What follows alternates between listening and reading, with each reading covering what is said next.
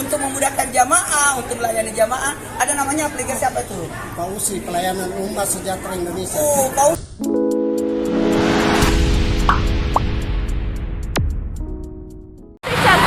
Ya, alhamdulillah kita menikmati hujan ini dengan jagung ya, dengan jagung rebus saraba ya, jagung rebus saraba. Mensyukuri nikmat Allah. Jadi hujan dengan dikawal oleh jagung rebus dan saraba panas ya, alhamdulillah.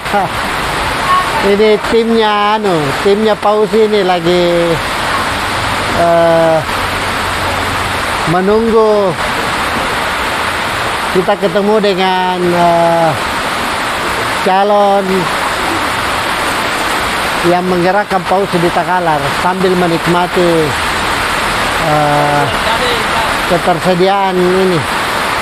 ketersediaan salah satu ciri khas dari Takalar ini, menyiapkan jagung dengan saraba. Sangat pas untuk hujan-hujan ya. Kemudian sambil kita juga cerita-cerita terhadap bagaimana pengembangan PAUSI ini dari aspek aktivitas wisata ya. Jadi kita mau buka tempat-tempat wisata yang berbasis masyarakat sehingga betul-betul bisa menjadi penyedia pelayanan masyarakat, karena wisata ini memang salah satu kebutuhan khususnya bagi masyarakat dan penduduk perkotaan. Jadi katakanlah Makassar yang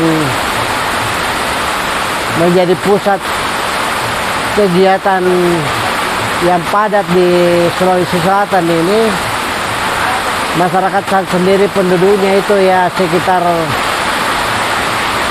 1 jutaan. Saya kira butuh tempat wisata yang dekat-dekat dari Makassar itu sendiri. Takalar ini salah satu pilihan, insya Allah.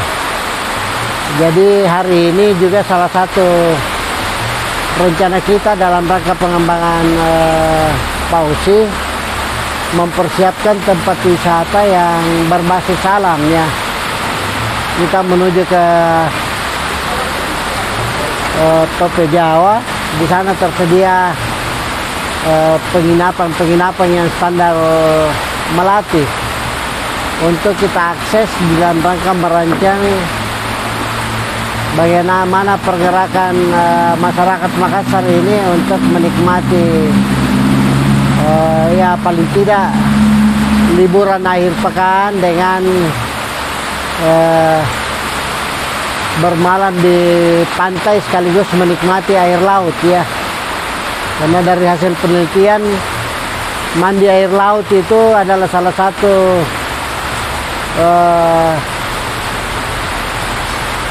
kebutuhan di dalam rangka menjaga kesehatan ya. Dan alhamdulillah di Takalar juga sudah punya fasilitas seperti penginapan yang kita mau kelola ya. Jadi PAUSI nanti akan berkontribusi di dalam menyiapkan penginapan, di mana penginapan yang ada ini kita berdayakan untuk mencarikan penghuni. Karena saya lihat lebih banyak hunian ini tidak terpakai ya. Jadi ini kita mau bantu supaya investasi yang ada itu tidak sia-sia begitu, dan sekaligus bisa menjadi salah satu fasilitas yang disiapkan bagi masyarakat yang ingin mengisi waktu-waktu sengganya untuk beristirahat sambil menikmati mandi di air laut. Itu salah satu bagian yang kita ingin optimalkan Nah, kemudian satu hal lagi yang saya ingin mau sampaikan, yang kita mau interaksikan dengan Pak Usi, yaitu kegiatan pemberdayaan masyarakat yang difasilitasi oleh Lasnas BSI, yang disebut programnya itu Desa Parambanua. Ya, Desa Parambanua ini akan dijadikan percontohan yang keempat di Indonesia oleh Lasnas BSI dalam rangka pemberdayaan masyarakat. Nah, di sana Pak Usi juga akan mengambil bagian di dalam mempersiapkan bagaimana program peternakan yang dikawal oleh BSI ini bisa dijadikan sebagai pusat rekreasi agro yang berbasis peternakan. Jadi bisa sudah hitung-hitung ini, mungkin nanti karena Makassar ini kan terkenal dengan coto, konro, dengan palu basah ya, macam-macam kuliner. Ya, nanti kita mau coba jadikan pusat pemberdayaan masyarakat Desa BSI di Parambanua itu untuk masyarakat Mambinasata menikmati kuliner-kuliner yang berbasis sumber daya alam, dan kita kembangkan yang tradisi-tradisi yang sudah lama, seperti di Makassar ini ada yang namanya todo-todo ya. Jadi todo-todo itu sebenarnya sate, tapi sate raksasa. Ya, itu todo-todo, satu potong dagingnya itu ya bisa sampai sekitar 100 gram ya besarnya. Jadi sate itu kan ukuran mini. Kalau todo-todo ini ya sate raksasa lah kalau bisa disebut seperti itu. Pasti unik. Nah, termasuk konro. Konro ini kan ya, Makassar itu salah satu kuliner yang eksentrik ya. Kenapa eksentrik? Karena dia disajikan dalam bentuk yang tidak biasa. Dan saya kira di dunia ini konro itu memang pusatnya di Makassar. Jadi harus kita jadikan sebagai suatu keunggulan komparatif, kuliner tradisional, tapi bisa menjadi sesuatu yang bisa dikenangkan oleh orang yang pertama menikmati. Beberapa kuliner lain yang berbasis potensi sumber daya,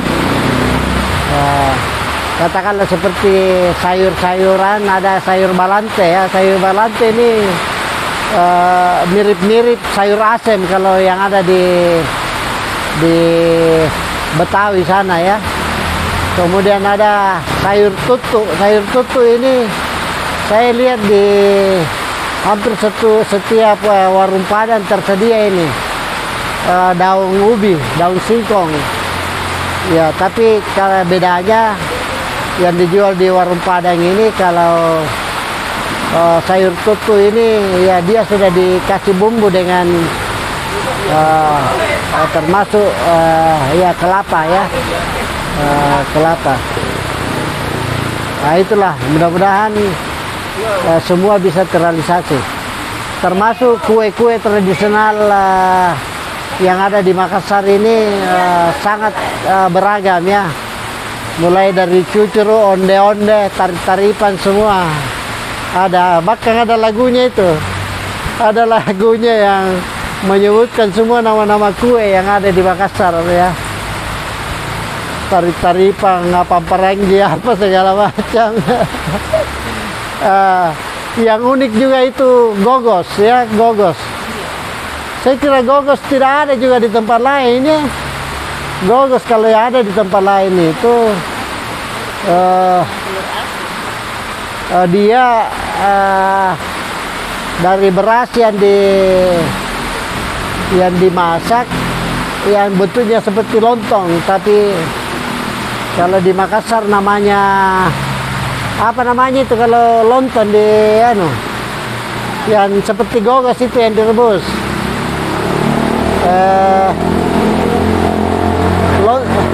Yang seperti lontong. Kalau lontong kan ini yang Tumbuh.